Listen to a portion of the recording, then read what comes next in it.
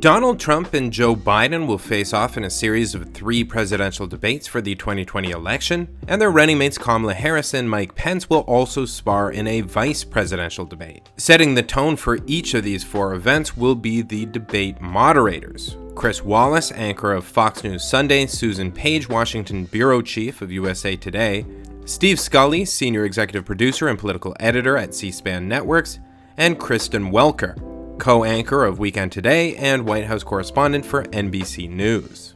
While the candidates certainly take their political fortunes into their own hands during these debates, the moderators have a significant role in shaping the tone and content of these events. They are entrusted to enforce the rules and time constraints of the debates, and most significantly, they introduce the issues at play and pose the questions that candidates must answer. Exactly how they frame topics and questions has the power to shape the perspectives of viewers. Because moderators are positioned as apparently neutral referees, their biases are likely to be missed by a general audience. The perspectives implicit in their questions and framing of issues might easily be taken as unadulterated objective fact by the majority of viewers. It is therefore unquestionably important to understand in advance of the debates who the moderators are. In this video, I'll attempt to assemble some valuable information about each of the 4 journalists tasked with moderating the presidential debates and vice presidential debate, providing enough background to begin to answer the question, who are the moderators?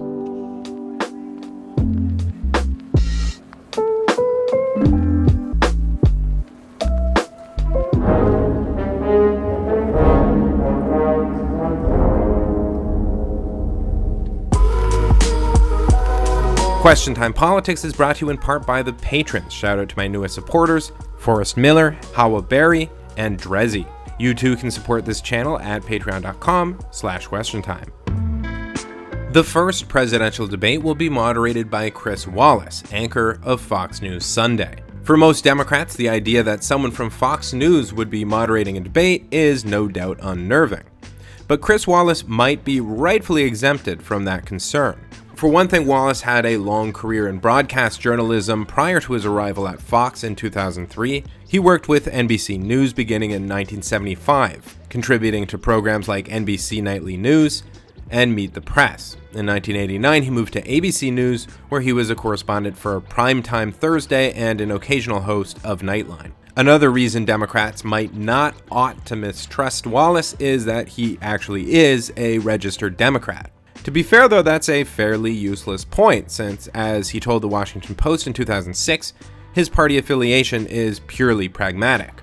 The reason I'm a registered Democrat is that in Washington, D.C., there is really only one party. If you want a say in who's going to be the next mayor or councilman, you have to vote in the Democratic primary. So even if Wallace is only a Democrat on paper, that doesn't mean he's a secret conservative, or more importantly, that his political bias is apparent in his conduct as a journalist. As Wallace also told the Washington Post, "However I vote personally, I think I'm professional enough that it doesn't have anything to do with the way I cover the news." He's also stated, "Do I have political opinions? Absolutely. But I vote for the person, and I voted for Republicans and Democrats and independents over the course of my life. I feel very strongly that you try not to let that affect the way you report the news." Indeed, Chris Wallace has been fairly enigmatic when it comes to his personal political perspectives, harkening back somewhat to old-school news broadcasters like his famous father, Mike Wallace. There is no doubt that Chris Wallace has had a history of pushing against Trump.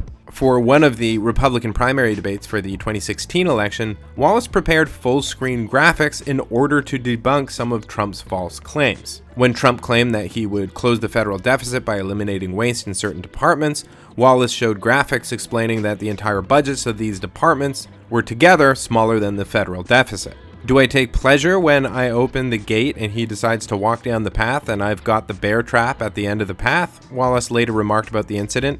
Yeah. Sure. Wallace indeed appears to enjoy live fact-checking Trump. In 2016, Wallace became the first Fox News contributor to moderate a general election presidential debate. In advance of the event, he told multiple political outlets that he had no intention of being a live fact-checker. And yet, he did end up fact-checking Trump over the fact that he used money from his own foundation to settle his lawsuits.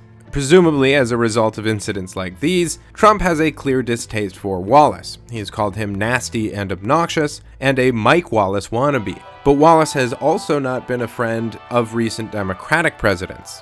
The New York Times notes that Barack Obama avoided his program for 8 years, and he once managed to get under Bill Clinton's skin enough with a question about bin Laden that the former president said, "And you've got that little smirk on your face and you think you're so clever. But I had responsibility for trying to protect this country." So while Chris Wallace certainly has a history of being a heel for President Trump, he seems just as likely to go after Democrats. And while he may be about as nonpartisan as it gets, he is by no means neutral or passive. Despite his best efforts to avoid live fact-checking in the past, Wallace couldn't help himself. You said several things in that debate which were not true, sir. So he's liable to confront what he takes to be a falsehood during the 2020 debate as well. But we have more tests by far than any country in the world. But, sir, testing is up 37%.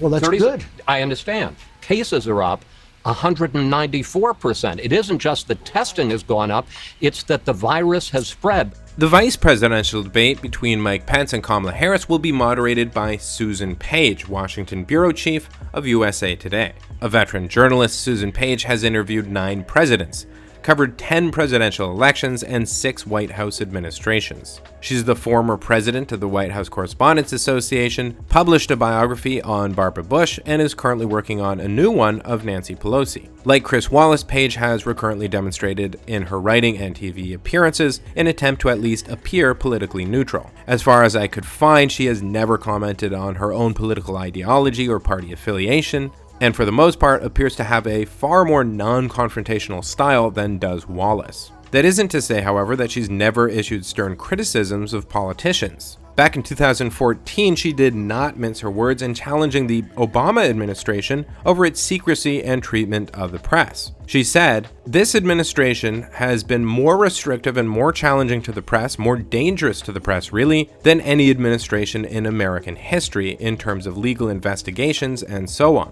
And I think access to the White House has just gotten worse and worse, and I'm worried that whatever happens with this administration, that's the new floor for the next administration."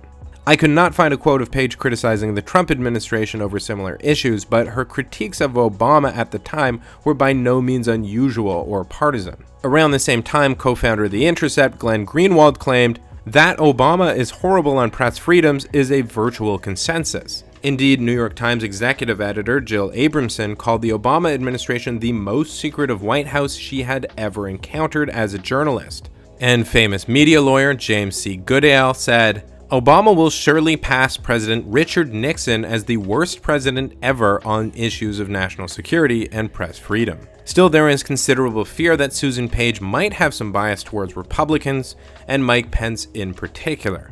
Why? In late 2018, she hosted a party in honor of Seema Verma, who runs the Medicare and Medicaid programs for the Trump administration, and before that was Mike Pence's advisor for health policy while he was the governor of Indiana. You could see this as an illustration of Page's biases or leanings. I personally chalk it up as yet another example of the Washington press corps' all-too-cozy relationship with politicians. While generally stylistically mild, Susan Page has issued criticisms of Donald Trump even prior to his taking office. You know, there's nothing that seems to get the president-elect's attention more than questioning his legitimacy. He seems sensitive that insensitive, perhaps, to some of the racial aspects, including the offense that John Lewis and other African Americans took when he questioned the legitimacy of Barack Obama's presidency. 4 days to go. He says he's going to unite the country. Let's hope that happens. We'll see. She also recently tweaked Trump in her recent coverage of the RNC over his familiar stance of presenting himself as an outsider. She wrote, "He'll do that despite speaking from the South Lawn of the White House and leveraging displays of presidential power unprecedented at any other modern political convention. During his tenure, he has appointed 2 justices to the Supreme Court and named more than 200 judges to the federal bench. He's issued executive orders that stretch the powers of his office. But he still rails against what he believes is a deep state working against him at the Food and Drug Administration and other government agencies, even though they are headed by officials he appointed. He accuses political elites, especially Democrats, of ignoring the concerns of his core supporters. He says the news is fake and the polls showing him trailing Joe Biden are wrong. He derides the record of President Barack Obama, out of office for nearly 4 years. He downplays the crisis of COVID-19 and blames others for the nation's stumbling response to it during his watch. Being an outsider is part of Trump's appeal. It's also part of his problem. So despite the backlash Paige is receiving over her hosting a party honoring a Pence affiliate, I doubt she'll be tilting the tables for the current VP. She seems just as liable to attempt to ingratiate herself to Kamala Harris so she can write her biography next. Paige seems to me more a consummate political insider than a partisan for any particular party. Indeed, in service to her image as a politically neutral journalist, I predict that she's likely to be reluctant in enforcing debate rules and unlikely to engage in live fact-checking.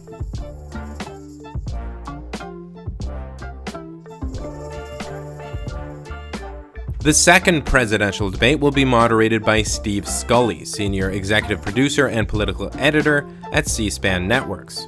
For all 4 debates in the fall of 2016, Scully served as backup moderator and told Politico at the time, "If they call me at 8:59 p.m., I'm ready to go." Despite any prep he might have done, he was, of course, patiently waiting for a call that never came. And that's not uncharacteristic of the host of Washington Journal. Indeed, because of his work there, Last Week Tonight with John Oliver has dubbed Steve Scully the most patient man on television. Obama is not a Muslim, but thank you for making your comment. I watch all 3 of your channels, C-SPAN, C-SPAN 1 and C-SPAN 2, C-SPAN 3, I'm sorry. Sure. And it's heavily Republican. Okay. I thought this was a free country. We've excluded God from everything, and look at what's happening to us. We should probably send in special forces, similar to Rambo. I don't know enough about the military. If we can guess that Susan Page is unlikely to interrupt the vice presidential candidates, we can pretty much guarantee that Scully will quietly endure just about anything from the presidential candidates. It's treason. Okay. And that's what brings us to idiocracy. Okay. Okay. So 47 senators signed no letters, sending those together. You know, why could have ran a trust us? Thank you. Okay. Last year, Scully interviewed the president on C-SPAN and seemed to demonstrate the same level of patience there as he normally does for the general public. But they read the tweets. Do you think that you're a uniter as president? Well, you know, if I got fair coverage, I wouldn't even have to tweet. It's my only form of defense. If the press covered me fairly, I wouldn't need that. But they don't cover me fairly. For instance, today I was in Jamestown. I made a speech that was said to be a very good speech. It was not a political speech at all. It talked about 400 years ago. I mean, it was an amazing, very important period of time. There was one protester stood up. He got more publicity than the speech got. Now, I don't need publicity, Steve, at all. I just thought it was so terrible. And it was on Fox. And he talked about the protester for almost the entire segment of that. And I said, isn't that a shame? One guy stands up, not an impressive person. There was one person. And I say, that's pretty sad. We cover your rallies in their entirety. We'll be with you Thursday in Cincinnati. You do. While I don't expect Scully to moderate with a heavy hand, it is highly likely his personal political leanings favor Democrats. As a high school student, Scully worked for the 1976 presidential campaign of Jimmy Carter. He later interned for Senator Ted Kennedy. In between, believe it or not, he was an intern for then Delaware Senator Joe Biden. Still, in his calm demeanor, minimalism, and apparent neutrality, Scully is in essence the embodiment of C-SPAN. Politico described the journalist as widely respected for his even-handedness. He may or may not still have a preference for the Democratic candidate, but you're unlikely to see that demonstrated at the second presidential debate. The third presidential debate will be moderated by Kristen Welker, co-anchor of Weekend Today and White House correspondent for NBC News. Welker is the youngest and least experienced of the moderators, and to me, the biggest wildcard. She graduated Harvard College with a BA in history in 1998, and while there, interned for the Today Show. After working in local TV news for ABC and NBC affiliates as a reporter and weekend anchor, she joined NBC News in 2010 and became an NBC White House correspondent the following year. She would go on to regularly represent MSNBC at daily White House press briefings, and occasionally as a fill-in host on NBC Nightly News and Today. She only recently became a regular co-anchor of Weekend Today, debuting in that role in January of 2020. In terms of party politics, Welker is officially unaffiliated, but there are some small clues that she might lean more toward a liberal political perspective.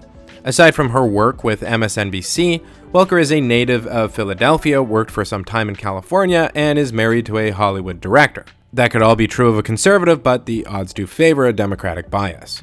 Still, the president doesn't appear to bear her any ill will. By the way, congratulations on your show. Thank you very much. They made a very wise decision. Thank you very much. We invite you for an interview whenever you're available. Welker does appear to fit the mold of a traditional network news reporter, upholding a strong appearance of neutrality. While it's unclear whether she'll allow the candidates to dodge questions at the debate, it is a certainty that she knows a thing or two about dodging. So it is quite remarkable. It's not exactly clear politics.